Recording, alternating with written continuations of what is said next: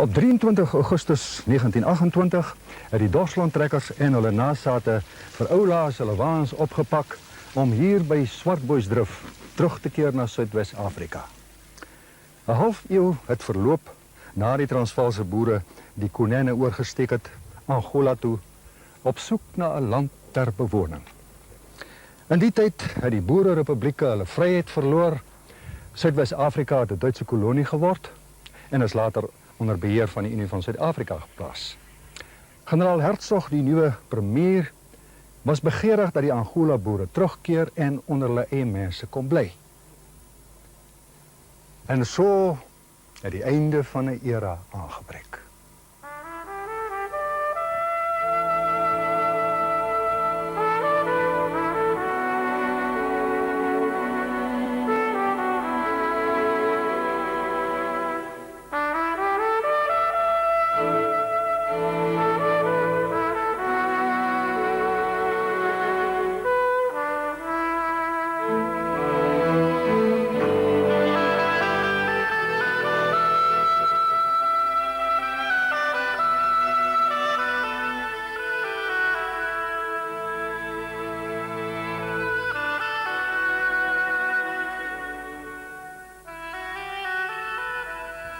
Van die terugkerende Angola boere het hulle hier in die Otjiwarongo distrik kon vestig, waar hulle soos elders in Suidwes-Afrika 'n groot bydrae gelewer het tot die ontwikkeling van die dorp. Hulle is nou ook vereer met hierdie monument wat in 1938 tydens die herdenkingstrek hier voor die plaaslike NG Kerk opgerig is. Een van die leiers van die trek uit Angola destyds, oom Piet van der Merwe, sy seun, die woon nog hier op Otjiwarongo. Dr. Paul van der Merwe was jarenlang lid van die argiefkommissie en adjunkt speaker in die parlement van Suid-Afrika. Sy vader het deeglik kennis gedra van die beweegredes vir die Angola boere se terugkeer na Suidwes-Afrika. Mens moet nou in aanmerking neem dat Angola was 'n Portugese land en dat sedert 1910 Salazar 'n beleid geformuleer het om die Portugese kolonies vir Portugees. En dan was die Afrikaners daar nie toegelaat om hulle eie taal in die skole te doseer nie. En dit was een van die deurslaggewende redes waarom hulle daar weg is. Trouwens, ek onthou, my vader het altyd vertel dat hulle in die skool leer hulle uit die Afrikaanse boeke. Dan sien hulle die polisie van die Portugese na hulle toe kom en dan is die boeke gou weggesteek. En natuurlijk dan is die Bybel uitgehaal en dan is dit kastig godsdienstonderrig. En as die polisie weer terug is, dan het hulle maar weer die Afrikaanse boeke uitgehaal. Met hulle terugkeer uit Angola het die Prinsloo's hier in die Gobabis distrik 'n nuwe begin gemaak. Die huis wat hulle tans bewoon, getuig van uiteindelike voorspoed. Vandag se besoekers word op besonderse wyse verwelkom. Nou toe ons hier kom, die eerste nag het ons maar seker geslaap soos op die trekpad. Jy weet, in die waakappe, en onder die wa, en waar ook al. En die volgende dag het my pa begin, hy het 'n klomp sinkplate saamgebring. En baie gooiingsakke gehad, wat ons losgetorring het, toe het ons eers so 'n tydelike skuiling gemaak met 'n sinkdak en gooiingsak mure. En toe het ons nou begin met daai eerste wa, of een van die wa's, beginne van hierdie swart turf, hierdie klei, aanry jy hier uit 'n pan wat omtrent 2 kilometer hiervandaan is. En ook kalkklippe, op die kant van die pan is daar ook kalkklippe. En daarvan het ons so geleidelik die sakmure beginne vervang met gestapelde klip, gemesselde klipmure. Jy druk hom maar sommer so in die klei vas, jy trap klei en jy bou die mure. Van die nedersettingsregulasies het bepaal dat slegs die blanke boere en hulle gesinne mocht terugkeer. Weens die gevaar van veesiektes moes die vee in Angola aan die Portugese vir 'n appel en 'n ei van die hand gesit word. Tydens die terugtog van die Angola boere het Paul Oosthuizen van Grootfontein as jong seun die spanne osse deur die konijne help swem. En toe sê my pa vir my, Paul, jy moet die tou vat. Ek sê, ja pa. Toe vat ek die tou en ek swem deur met die osse as touleier deur die rivier. Nou vat ek die 10 osse terug, want hulle mag hier bly nie. Toe kom daar 'n ander oom Jan, hy sê, neef Willem, kan jou seun nie my wa ook deeswem nie, my seuns kan nie so swem, want ek swem voor die osse. Want kyk, as die os te vinnig swem vir my, dan druk ek my linkervoet tussen twee koppe teen die juk. En dan stoot hulle my mos. Maar as jy os los, dan swem die stroom af. Ja. Ek het deurgeswem, heen en weer, 16 keer, deur die Konini rivier of Swartboysdrift, tussen die krokodille en die Sterkstroom. 'n Aanvanklike plan om met hulle deurkoms die sowat 1800 Angola boere van esels te voorsien, moes laat vaar word toe daar nie genoeg trekdiere gevind kon word nie. Inderdaad is daartoe 27 vragmotors beskikbaar gestel en die ossewaans, wat soveel saam met die trekkers deurgemaak het, is onseremonieel daarop gelei. Weereens moes die onherbergsame landskap van die Kaukoveld aangedurf word. Die keer op vragmotors. Die stofstreep kan vandag skaarse pad genoem word, maar in 1929 was hier bykans niks nie. Die terugkerende boere en die vragmotorbestuurders moes plek self 'n pad oopkap. So het die reis van sowat 400 km na die eerste versamelpunt meer as 2 weke geduur. Saans is daar langs die vragmotors uitgekamp.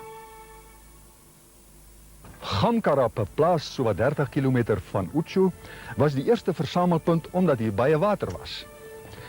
In 'n sink- en tentedorp moes die mense hier sit en wag dat daar plase aan hulle uitgereik word. Saam met 'n plaas het elke nedersetter ook 'n aantal beeste, boorgat en 'n lening ontvang. Baie het nie kans gesien vir die boerdery nie en was bereid om vir ander te gaan werk as boormanne of bywoners. Maar nog belangriker as werk en plase was 'n ander gawe wat die Angola boere te beurt geval het. Die owerheid het naamlik die eerste tydelike skole hier opgerig. Boerekinders kon toe vir die eerste keer onbelemmerd in Afrikaans skool gaan.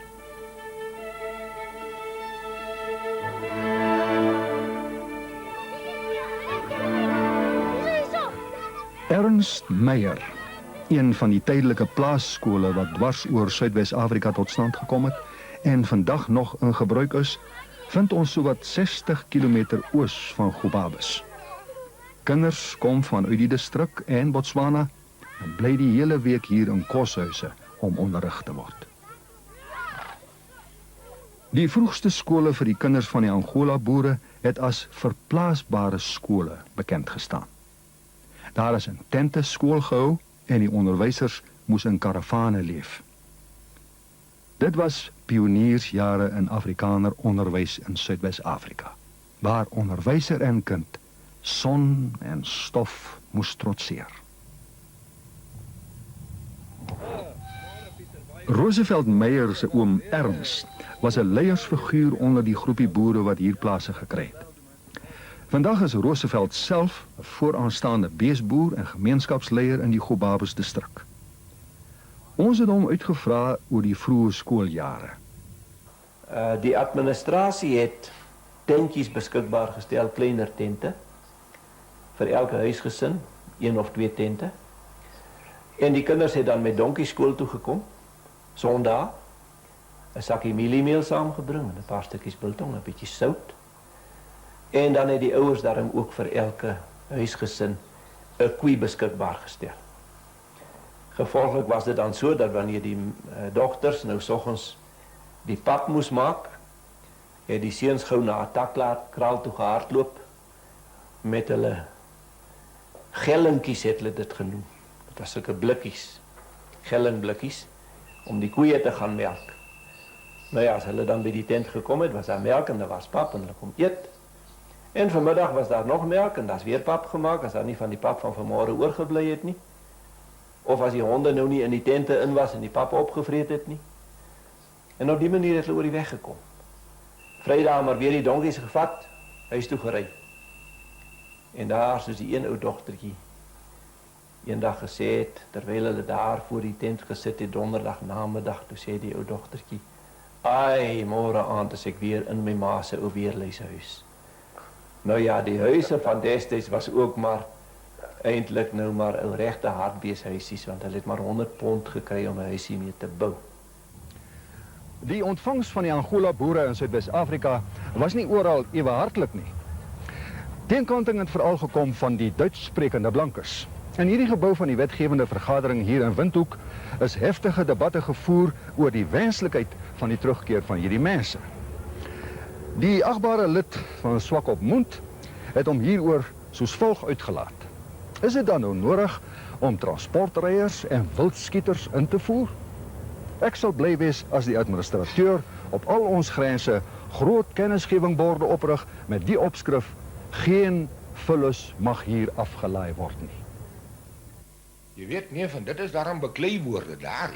Wat van die gewone Duitssprekende? Hulle het ons ook maar as gevolg van die invloed wat van bo afgekom het, ook maar die meeste van hulle taamlik stink behandel. Byvoorbeeld, hulle jou probeer verneder. Hulle sê jy kan water daar uit die krib uitskep vir drinkwater, daar waar jou beeste sit. Maar as jy met die dam uitskep, moet jy 'n tikkie gelling betaal.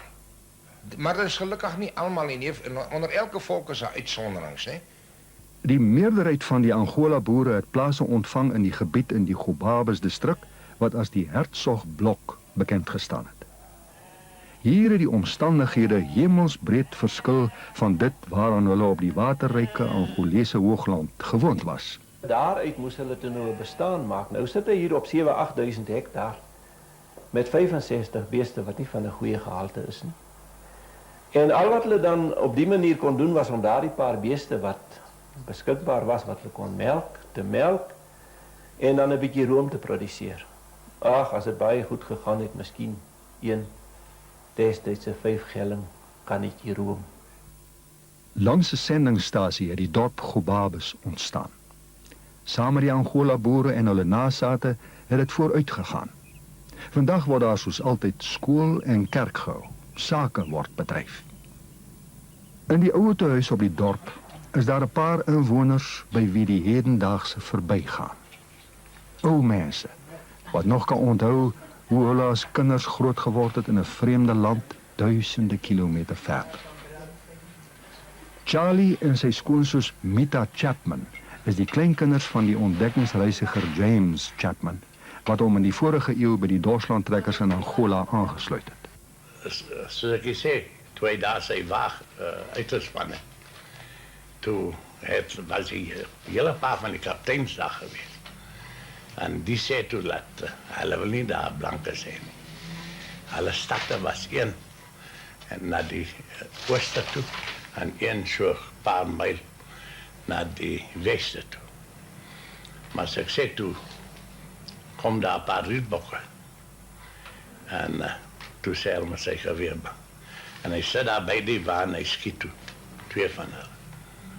En toe hy nou daai 2 bokke skiet toe sien hom maar. Die man die baie goed skiet. Hulle moet hom doodstil los. Ja. En nou ja, toe het hulle weer beswaar gehad. En julle het daar baie plesier ook gehad of? Ja, nee, daar was. Maar soos ek sê vir jou, sê mos vir jou, ons doppers weet nou nie wat is plesier nie. Ons het maar net speletjies gespeel. Ja.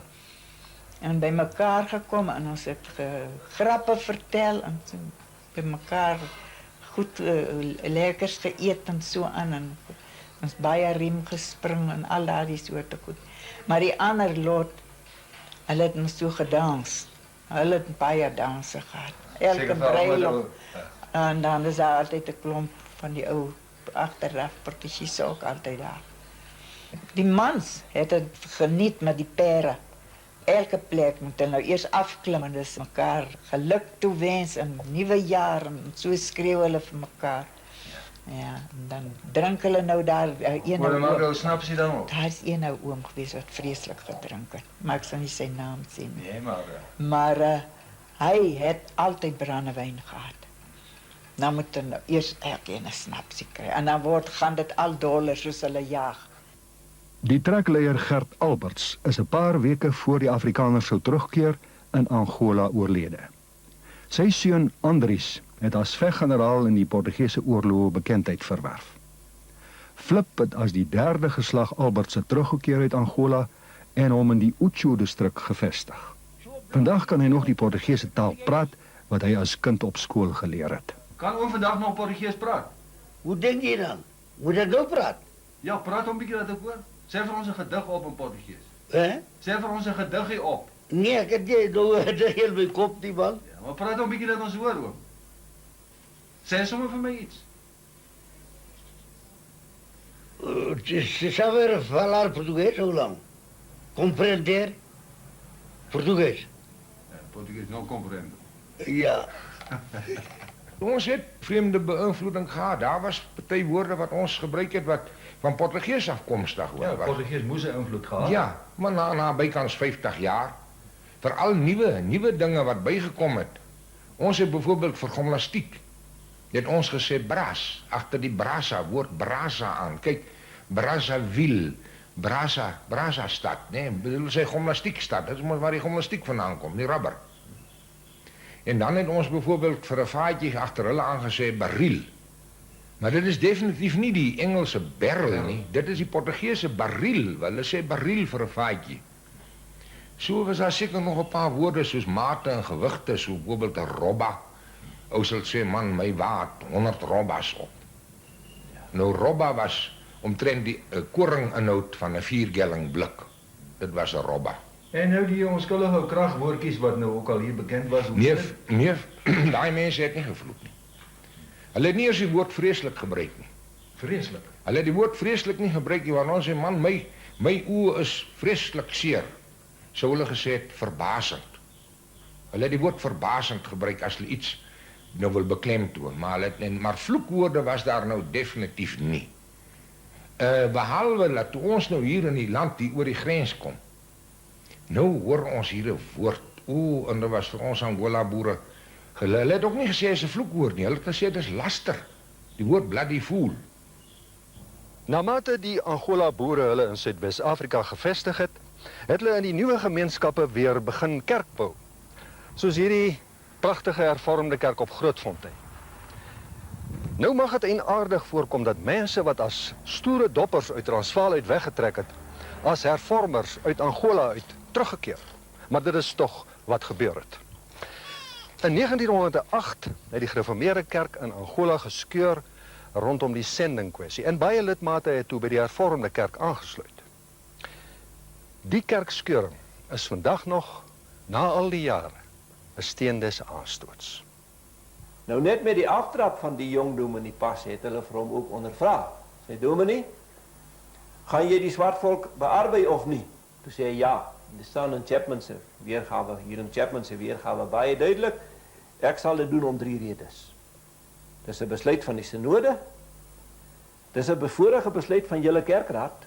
Daar was so 'n besluit geneem, maar dit word gewoonlik verswyg. En dit is volgens die Bybel. Ek sal dit met my hele hart doen, was sy woorde. Hy was 'n bietjie baie uitgesproke en miskien 'n bietjie te voortvarend.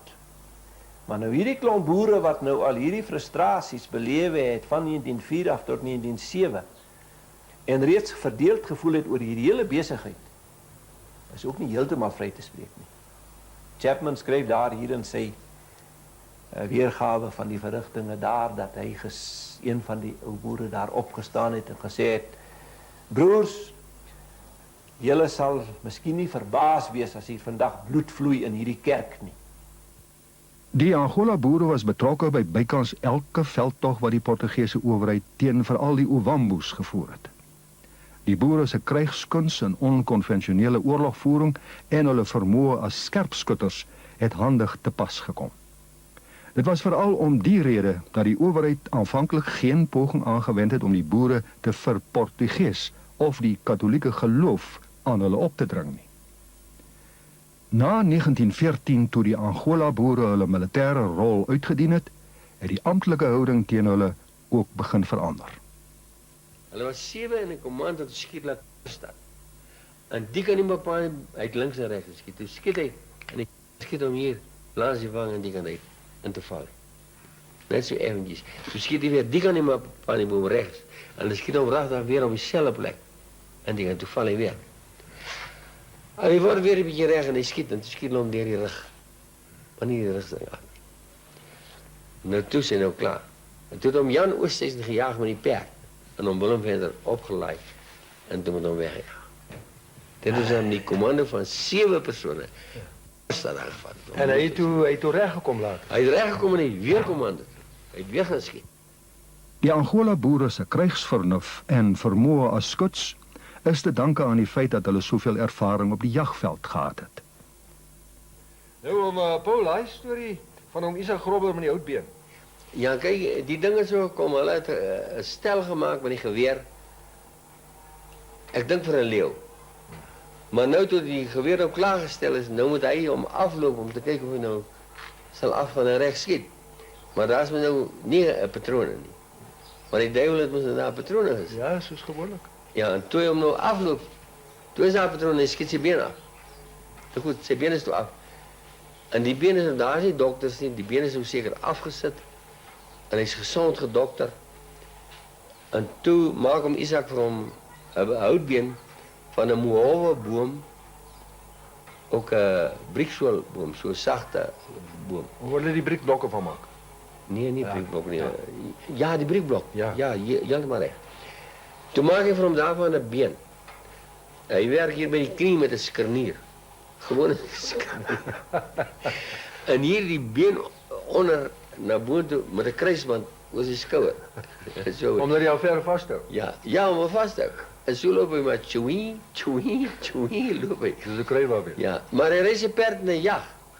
Nou ry hy my pa in die jagveld. Hulle was jagmaats. En so in die bos, jy weet, in 'n renoster, hy staan op, nie soos 'n perd nie, hy staan op soos 'n bees. Ja. Eers agter en dan voor. En toe die renoster opstaan, toe slaan hy skoot. En nou Isak sê, maar Willem, ek nou 'n lekker skoot, sê ek, my pa sê, nee, maar ek het hom geskiet. Hy sê, nee, jy het nie geskiet nie, ek het geskiet. My daar. Ja, hulle stry. Gaan nie na die renoster toe. Toe sit die twee koel so 2 duim van mekaar af agter die blad. Dwars ja. Toe my pa geskiet en hy geskiet vanaf met sy houtbeen. Na al die jare word Geloftedag nog deur die nasate van die Dorslandtrekkers in stand gehou. Ons staan hier op Sandveld, een van die geloftefeestterreine in die distrik van Gobabis.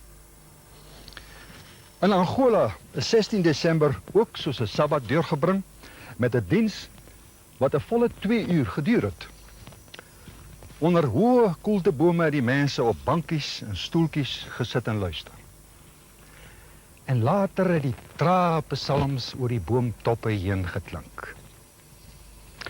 Volgens wet mocht slegs die Portugese vlag by die geleentheid gehys word. Maar teen elke wa het daar ook 'n 4-kleur gepryk. Dit was op die 16de Desember. Die eerste geloftefees in die Gobabis distrik is gehou onder die kameeldoringboom op die prinslose plaas Manina. Die gehardheid en die oorlewingsdrang van die reuseboom vertel iets van die Dorslandtrekkers en hulle nasate. Ek is nou nie 'n plantkundige nie, maar die plantkundige sê as 'n kameelboom onder optimale toestande groei, dan groei hy 500 jaar, hy staan 500 jaar en hy vrek 500 jaar. En wat is daarin as hierdie ou boom? Hierdie ene is nou, hy's nou oor sy eerste 500 jaar. Ek skat hom op 1000 jaar, want in die laaste 60 jaar het hy nog nie 5 centimeter gegroei nie. Maas, jy's nou in Angola gebore. En jy en die ander afstammelinge van die ou Angola boere. Verlang julle nie soms terug na die land van julle geboorte nie? Ja. Pieter, ons was, ek en my vrou en my kind was in 73 daar en ook in 74. En jy kon nie duidelik die onderskeid sien tussen gewone Afrikaans sprekende toeriste en mense wat oorspronklik daarvandaan kom. Trane op die wange. Ja. En as julle vandag terugdink aan daai dae, daai swaar kry, daai afskeid neem, dit was erg. Dit was baie erg. Maar dit is ironies, neef Pieter, dat mense so lief kon word vir 'n land wat nooit aan hulle behoort het nie.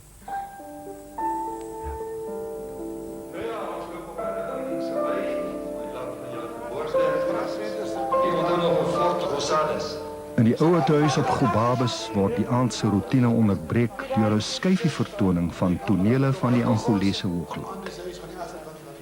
Tonele van die land wat hulle as kinders en jong mense in 1929 vir altyd verlaat het. Nou maar as dit om Andri se huis hier van die agterkant af. Ja. Stel hy is wat net nog gewys het.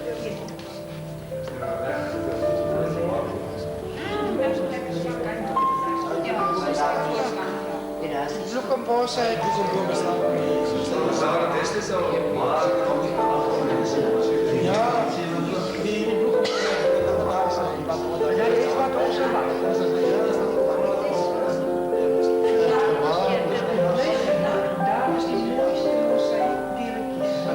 ja, en dan zie je echt dat ze balken. Dan zie je met broer en malen. Precies.